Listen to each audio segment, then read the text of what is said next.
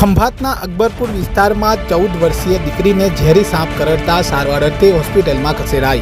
ખંભાતના અકબરપુર વિસ્તારમાં અબ્દુલ ખાલિદ શેખ રહે છે, જેઓની 14 વર્ષીય દીકરી નૂર ફાતેમા રાત્રે ઘરમાં પલંગમાં ઊંઘી રહી હતી।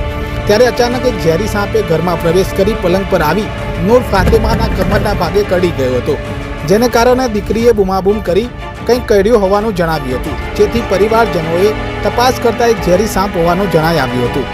10 મિનિટમાં પિતા અબ્દુલ ખાલિદે દીકરીને સારવાર અર્થે કાર્ડિયાક કેર હોસ્પિટલમાં લઈ ગયા હતા અને ફરજ પરના ડોક્ટર દ્વારા સારવાર શરૂ કરાઈ હતી।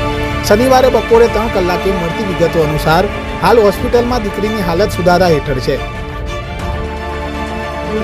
हमारी बेबी है शेख नूर फातिमा रातना समय सुई रही थी साप निकल्યું ઘેરમાં અને બેડ પર ચડી અને એને કમરમાં થઈને કમરમાં બચકું ભરી લીધું। એણે જોરથી બૂમ પાડી કે પપ્પા મને કશું કર્યું। મેં હું જાગીને જોયું તે એ બી ગઈ હતી। અમે એનું બ્લેન્કેટ ખગાડ્યું તો બ્લેન્કેટમાંથી સાપનું 2 ફૂટનું ધામણું હતું, એ નીકળ્યું। એ મેં તેને પગથી કચડીને તઈ મારી રાખ્યું ને તરત 10 મિનિટમાં લઈને આ જનરલ હોસ્પિટલમાં લઈ। કેટલા વાગે આ ઘટના બની હતી? 2 વાગ્યા હતા। બરાબર, તો ડોક્ટર શું કહે છે અત્યારે? ડોક્ટર એમ કહ્યું કે પહેલા કરતાં બહુ સરસ છે, રિકવર થઈ જશે। આમાં 30 ઇન્જેક્શન આપવા પડશે।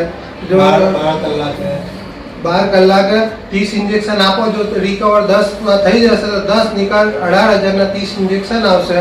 તો તમારે એવું હશે તો સરકાર તરફથી આ ઇન્જેક્શન મળે છે તો અમે એમાં તમને સસ્તામાં ઇન્જેક્શન કરી આપીશું। તમારે અત્યારે વેન્ટિલેટર પર મૂકવી પડશે। જે તમે સહેમત હો તો સહી કરી આલો।